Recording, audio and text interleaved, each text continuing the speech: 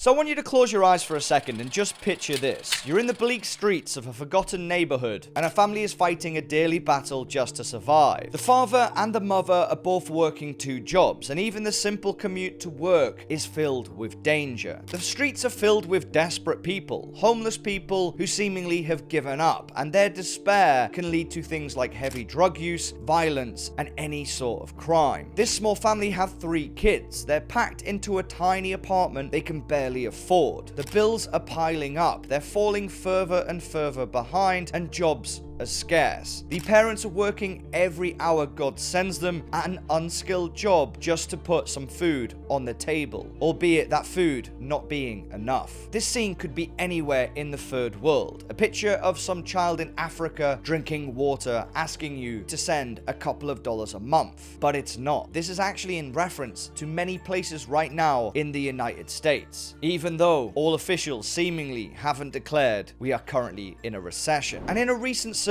by an emergency savings startup, it's shed some light on the financial insecurity faced by many Americans. The survey showed that only 1 in 3 Americans is capable of comfortably covering a massive emergency of just $400 of extra expenses without having to rely on credit cards or loans. Now, I find this very concerning, especially given the fact that the US is one of the wealthiest countries in the world, let alone the extreme debt the nation is currently in. The US is currently earning 20% of the world's total income while comprising only 5% of the world's population. That statistic in itself is quite staggering. The shocking thing is, this statistic is very different to the question being posed a year earlier by the Federal Reserve, which showed that 68% of people could cover a $400 bill. Now, at the time of the survey, many US households were benefiting from pandemic stimulus, lower interest rates, and massive decreased spending because of the pandemic and the restrictions. However, the situation right now has drastically changed. Millions of Americans in lower and middle income families are now on the brink of struggling to pay just any bill, let alone a $400 bill in extra expenses. For example, many are forced to carry balances of credit cards month to month. Many others are being priced out of their apartments, facing repossessions of their vehicles, and that's just the tip of the iceberg. 18 months ago, you couldn't find a car. They'd all sold out, and the second-hand car market was booming. Now it seems there's going to be an oversupply of used cars as people desperately scramble for the door just to cut any expense. But the simple fact of the matter is, right now, 1 in 10 Americans are still living in poverty. That's according to the US Census Bureau. And I think, to be honest, this 1 in 10, you could argue that's a very lenient rate. And in 2021, a family of 4 was considered impoverished if their household income was below $26,500, while the median income for a family of 4 in that year was around about $90,000. And let's be honest,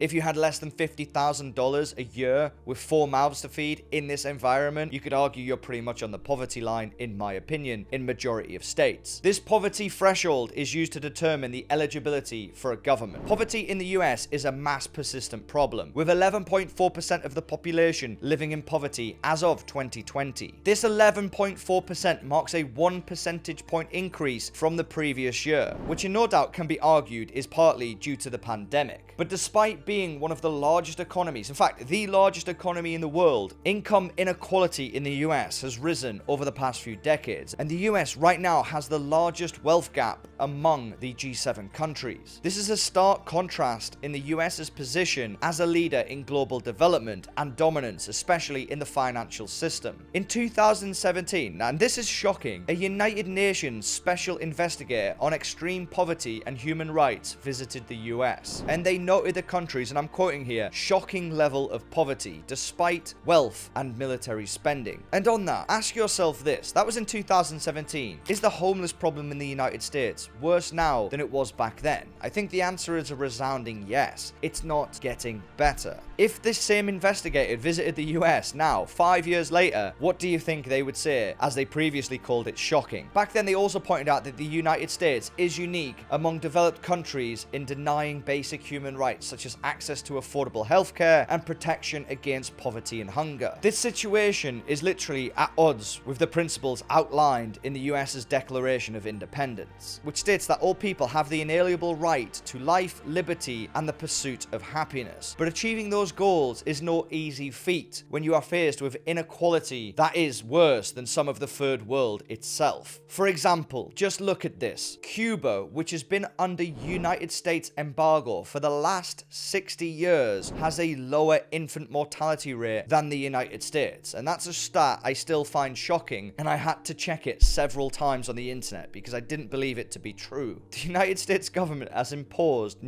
countless sanctions against Cuba and its government. In essence, Cuba has been really put its back against the wall for decades. The United States even listed Cuba as a state sponsor for terrorism, and yet, somehow, some miracle, even this little isolated island can provide more consistency and excellent healthcare for its citizens in comparison to the United States. The United States is facing a homelessness crisis that is unprecedented even amongst many underdeveloped nations. And the US also has a very high incarceration rate. Once it was the highest in the world, but that honor has recently been surpassed by the big nation of El Salvador. Imagine competing against El Salvador for incarceration rates. It's staggering in itself. The irony is that this country is responsible for many donations to the third world, but it's also unable to provide a decent standard of living to its poorest part of its own population. The United States government is quick to support human rights globally. It's even invaded nations for weapons of mass destruction, which seemingly got lost in the mail.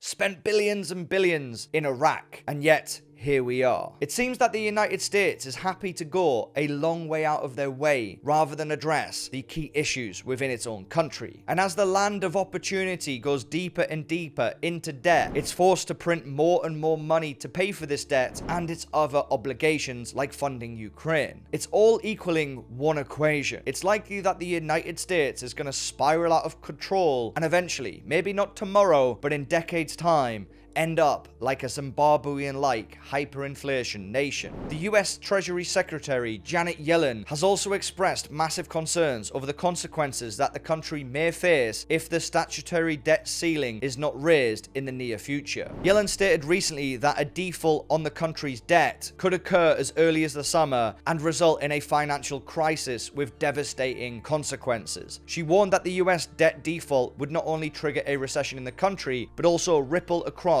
the global economy, and Americans would face increased borrowing costs, and that there would be a great deal of turmoil worldwide. Yellen has been sounding the alarm for a debt default for a hell of a long time, informing the US conference to avoid reaching a national debt ceiling of 31.4 trillion US dollars. That's 31 trillion. Now, a trillion has 12 zeros after it. Think about it. That's the amount of debt America is carrying. As the American dream has faded away for tens of millions of Americans, it seems that the American leadership, left, right, or middle, is only there to kick a can down a road. And this will only work until something snaps. The leaders are more interested in bickering over tax reports or who found what documents in each other's house rather than look at the job in hand. The people of America are struggling. If America defaults, and if this does continue, this trend, it's just a matter of time. It will default. If that does happen, Americans may have to resort to the third world tactics to finally achieve a real political change. And God knows they have the weapons to do it. Scary times ahead.